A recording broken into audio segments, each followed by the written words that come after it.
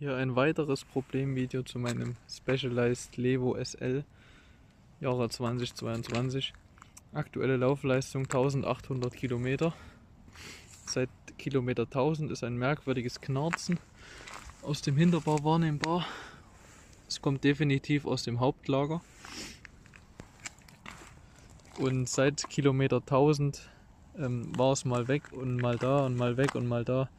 Also sehr merkwürdig. Und jetzt seit Kilometer 1800 ist es dauerhaft da. Das knarzt bei jedem Einfedern des Hinterbaus, also dauerhaft und ständig während der Fahrt.